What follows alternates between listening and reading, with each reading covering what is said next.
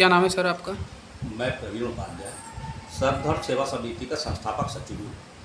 आज हमारे संस्था के सदस्य हैं सूरज प्रकाश रस्तोगी जी, जिनका निवास स्थान है बड़ी दौड़। उन्होंने काफ़ी समय से परेशान थे वो, और हमारे पास आने की भी सोच रहे थे, पर किसी परिस्थितियों के कारण, मजबूरियों के कारण नहीं आ पाए। तो अभी 2-3 दिन पहले ही मेरे पास आए थे और इन्होंने मुझे अपनी परेशानियों से अवगत कराया। तो उसको लेकर मैंने उनको आश्वासन दिया कि जहाँ तक होगी मदद हम आपकी मदद करेंगे। उसको लेकर आज हम छोटी सी एक प्रेस कॉन्फ्रेंस कर रहे हैं, जिसके माध्यम से इनकी परेशानी समस्त अधिकारियों तक पहुँचाई जाएगी। संभवतः इनकी जो भी परेशानी है उससे निदान भी मिलेगा इनको। मैं चाहूँगा कि सूरज प्रकाश रस्तोगी से उनकी जुबानी ही उनकी परेशानी को सुना जाए, जिससे सारी दिक्कत सामने आए और क्या परेशानी है वो भी आपको पता लग जाए।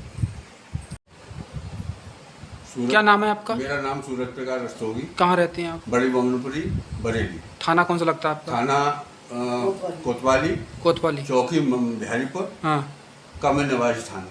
तो क्या परेशानी है आपको? मैंने अपनी बेटी की शादी सन 1992 में करी थी जी। तब से लेकर आज तक मेरे दामाद की माँ, दामाद और उनके पिताजी लेन देन के पीछे आए दिन तकरार मुझसे करते रहते थे। बेटी के नाते मैं सब कुछ सहन करता रहा, जो मुझसे आर्थिक स्थिति उनकी बन सकी मैं मदद करता रहा। पिछले 1 साल से 15 जुलाई को उन्होंने मेरी मिसेज के पास फ़ोन आया कि आप लोग मेरे बहुत दिन से नहीं आए हैं और आप लोग आए। तो हमने बीमारी का अपना हवाला उनको दिया कि हम मतलब बीमार हैं, हमारी तबीयत सही नहीं, गर्मी ज़्यादा है, 2-4 दिन के बाद ज़रूरत होगी तो हम आ जाएंगे। बोले अगर आप नहीं आओगे कल तक तो मैं आपके विरुद्ध जो है वो रिपोर्ट दर्ज करा दूंगा और मैं आपको फंसा दूंगा। तो मैंने भाई मेरी तो कोई ऐसी बात नहीं है, जो भी बात जो परेशानी मैं तो झेलता रहा। मैंने अपनी तरफ से तो कोई दुर्व्यवहार करा ही नहीं आप लोगों के साथ। तो मैं बेटी के नाते निसंकोच में अपनी पत्नी को लेकर उनके घर पहुंचा। पहुंचने के बाद 2-4 मिनट के बाद में मैंने जब उसने मेरे ऊपर जूता उठाया, डंडा उठाया, पटला उठाया और बोला मैं तुझे जान से मार दूंगा और बढ़ती गालियाँ दी। तो क्यों किया ऐसा आपके साथ? पैसा चाहिए, पैसा चाहिए। उसकी माँ को चाहिए, उसके पिता को चाहिए और 3 बार वो मुझ पर जान से मारने का हमला कर चुका वो अपने पिताजी के साथ। अच्छा, आपको खतरा है उनसे? हाँ, मुझे पूरी जान माल का खतरा है, मेरे पूरे परिवार को खतरा है। मेरी लड़की को अपने कब्जे में करके उससे जैसे चाहता वैसे कहलवाता है मेरे विरुद्ध। और उसने एक मतलब झूठा थाना मतलब जो मुझे जो प्रेमनगर थाने में बहुत प्रयास कर रहा है, इतनी गालियाँ दी मुझे दरोगाजी ने, वहाँ पे हम दोनों को डूब कर मर जाना चाहिए था। मैंने एप्लीकेशन योगी जी को और SSP साहब को दी थी, उस पर मेरी कोई कार्रवाई नहीं, मेरी कोई सुनने वाला नहीं। कई बार मुझे प्रेमनगर थाने में बुलाया, 5-5, 6 घंटे बिठाला, गाली पकड़ी दी गई, मुझसे पैसे की डिमांड करी गई। मैं क्यों दूँ 1 रुपया, ना मुझ पर है ना मैं दूंगा। कितने पैसे मांग रहे थे? वो मांग रहे थे लाखों रुपए। अच्छा। तो उन्होंने कहा बोले अगर तू नहीं देगा, और ये मेरे समझियो मेरा दामाद वहाँ बैठा हुआ था थाने में, और उन्होंने कहा अगर तू नहीं देगा पैसा तो मैं तेरे खिलाफ झूठे मुकदमे में तुझे फंसा दूंगा। और वो दरोगा जी ने कही तो तेरे ऊपर 500 कुछ का, जनरल 400 कुछ का, इसी तरीके 420 का और 50 जिलों की पुलिस तेरी जो वो वकील कोई तेरे लिए जमानत नहीं कर पाएगा, मैं तेरे इतना बुरे दिन कर दूंगा मैं। दरोगा कह रहा? जी हाँ। अच्छा। उसके बाद मैं चला आया। उसके बाद फिर मुझे बिहारीपुर चौकी बुलाया, उन्होंने मुझसे कोई गलत शब्द नहीं कहा। कमरुद्दीन खान उसका नाम है, उसका नंबर भी मेरे पास है। पहले उन्होंने कहा आप बहुत भले आदमी हैं, आप सज्जन पुरुष हैं, आप बेफिक्र रहो, आपका दामाद बहुत फ्रॉडी है, मैं देखूंगा उसको। उसी दिन उनका ट्रांसफर हो गया।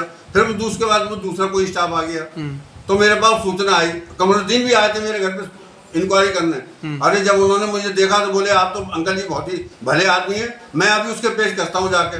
फिर मुझे थाने बुलाया, मैं थाने गया तो उन्होंने मुझे बहुत टॉर्चर करा, इस तरीके की वारदात। और मेरी पत्नी को इतनी सी भद्दी गालियाँ दी गई कि मुझे तो डूब के मर जाना चाहिए था। मेरा कोई सहयोग ही नहीं किसी बात से। क्या नाम है आपके दामाद का? वीरेंद्र कुमार रस्तोगी। क्या करते हैं? कुछ नहीं करता है वो, उसका काम ही यही है टॉर्चर करना, दुखी करना। और मेरे मोहल्ले में अभी पिछले 10 तारीख से पहले 10 तारीख तक शाम को रोजाना 4-5 सब मोहल्ले वालों ने जो थे उन्होंने देखा होगा। तब मैंने 11 तारीख को फिर एक पोर्टल पे एप्लीकेशन दी और SSP साहब को मैंने एक तहरीर दी कि साहब मुझे जान माल का खतरा, मेरी सुरक्षा करी जा। तब मेरे लखनऊ से भी फोन आया था, आप इस इंक्वायरी से संतुष्ट है? मैं साहब मुझे कुछ नहीं पता, मेरे को कोई सपोर्ट नहीं मिल रही है। ये 17 तारीख तक की बात है। आप क्या चाहते हैं आप? हम ये चाहते हैं कि मेरे साथ जो अन्याय कर रहा है मेरा दामाद, और जो मुझ पर नाजायज पैसे की मांग करता है, जो मुझ पर झूठे मुकदमे लगा रखे हैं, उन सबसे मुझे बाइज्जत मुझे बाहर निकाला जाए। और मेरे समाज के प्रति, मोहल्ले के प्रति आप पूरे में जानकारी कर लीजिए। अगर मैं कहीं दोषी हूँ तो मेरे साथ वैसी व्यवहार करा जाए जो एक मुजरिम का होता है। बेरोजगार इंसान है वो बिल्कुल। ठीक। क्या क्या क्या नाम है आपका? मेरा नाम लता रस्तोगी। ये कौन है आपके? ये मेरे पति हैं। अच्छा, क्या दिक्कत है? दिक्कत क्या है?